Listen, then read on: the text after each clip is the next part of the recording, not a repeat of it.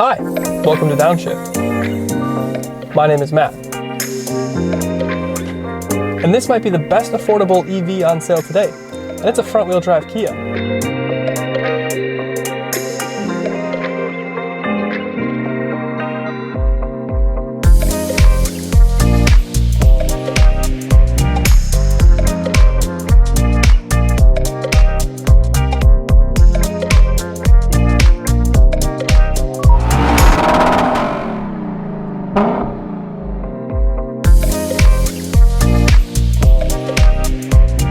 This is the Kia Niro, and you can get it in 3 flavors.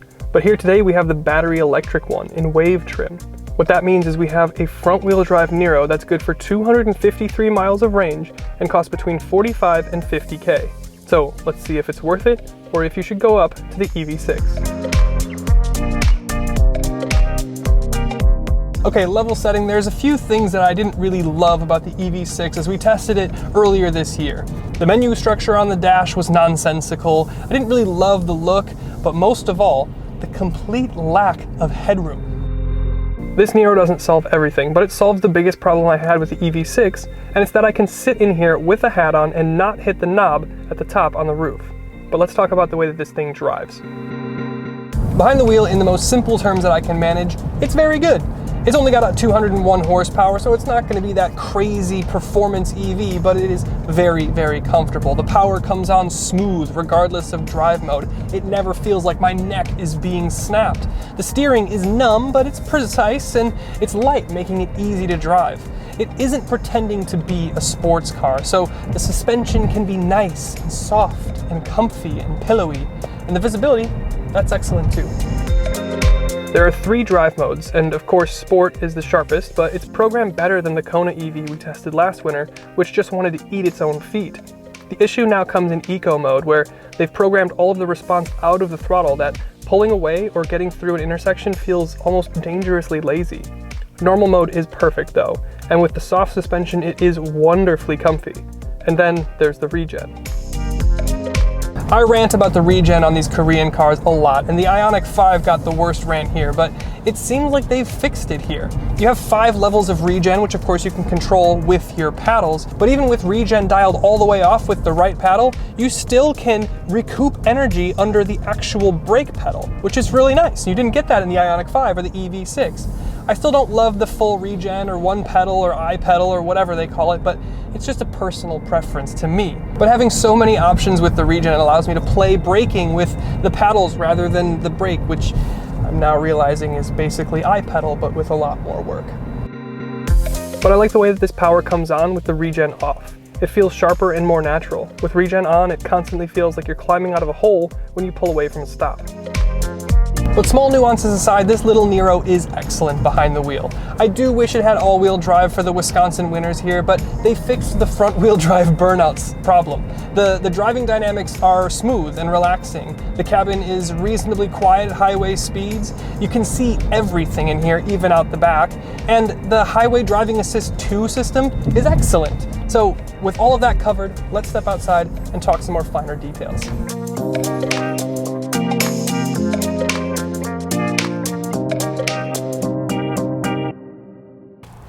Okay, and then a couple housekeeping details about this Niro EV before we start to talk about the way that this thing looks. It's got a 65 kilowatt hour battery that makes 253 miles of range. It has a heat pump and other measures to keep your range as efficient as possible and as least affected by the weather as possible. You can charge 10 to 80% in 45 minutes, which isn't as fast as the EV6 or Ioniq 5 sister vehicles, but it's on par with a lot of other things like Audi's e-trons and those sort of things. And yes, it's front-wheel drive, but it'll still do 0 to 60 in just about 7 seconds, so it's really not bad.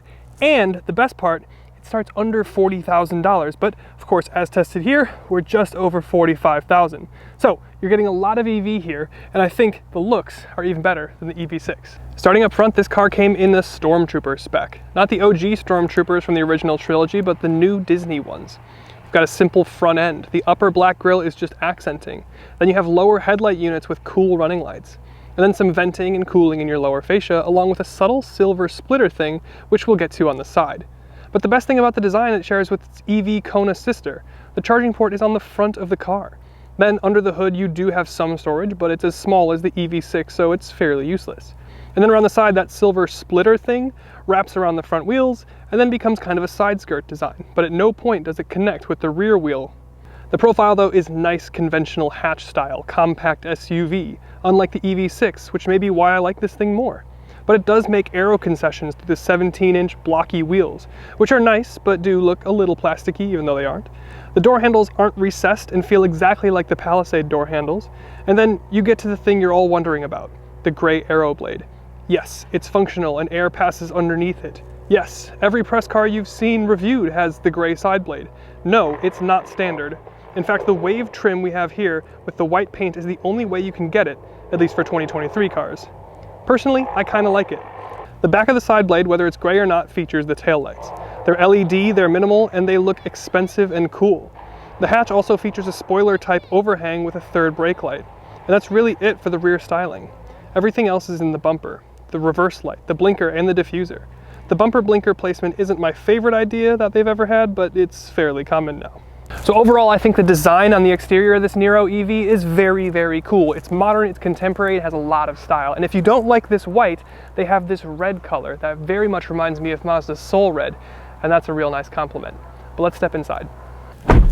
And then jumping on the inside, a couple more housekeeping bits before we start to talk about the interior design. The Niro also gets a really functional feature like vehicle to load powering, where it functions as a generator. And then it has less functional gimmicks like its smart park to get you in and out of tight spaces. But as far as the interior goes, it's pretty nice. The design is very modern and certainly inspired by the EV6. The materials you're not going to find in Buckingham Palace, but they're all sustainable. Recycled plastic water bottles for your headliner, seats made with eucalyptus leaves, and so on. The EV6 did this as well, and other manufacturers are doing this also, which is cool to see, and you get some new and exciting materials. It's easy to get bored with black and brown and red leather. And then the tech here is pretty good too. You get a head-up display, which is rare in this segment. You get a 10.25-inch digital cluster. You get a 10.25-inch infotainment system. It's the usual Kia Hyundai system, so you get stuff like quiet mode, your sounds of nature, wired CarPlay, but no 360 cameras here. You have to go to the EV6 for that. And then speaking of the EV6, you get the same steering wheel with the same drive mode button. I mentioned your driver assist suite is excellent, and it is. You get 64 color ambient lighting, and you get your phone as a key. You've also got great luxuries I wasn't expecting, like heated and cooled seats, heated steering wheel, and heated rear seats. And on the wave trim you get a sunroof, though it's not panoramic, I guess I can forgive that. But that then brings me to things that I don't really love about this Niro EV, and it's the same thing I hated in the EV6. It's the volume or climate controls. It's dumb, I hate it, but we move on. The rear seats are nice and usable for adults, but not huge. Supposedly the EV Niro gets 2 inches less legroom than the hybrids. Not sure why that would be, but that's according to Kia. You do get chargers in the back of the front seats, and it's fine in the back. The trunk is of reasonable size and smaller than an EV6, but not by a huge amount. So the interior here has pretty much everything I'd be looking for. It's spacious, it's comfortable, it's quiet, and it features a lot of recycled materials, which is cool to see. So let's wrap that out. The new Kia Niro in EV. The closest competitor is from the sister brand Hyundai, and this Niro brings more style and more refined driving dynamics. As compared to benchmarks like the Model Y, it's a bit smaller, but it's a lot less money. Dollar for dollar, it competes closer to a rear-wheel drive Model 3, but this has more style and more utility, so it's a strong offering. I've enjoyed this new Niro EV, so let me know what your thoughts are, and we'll see you in the next one.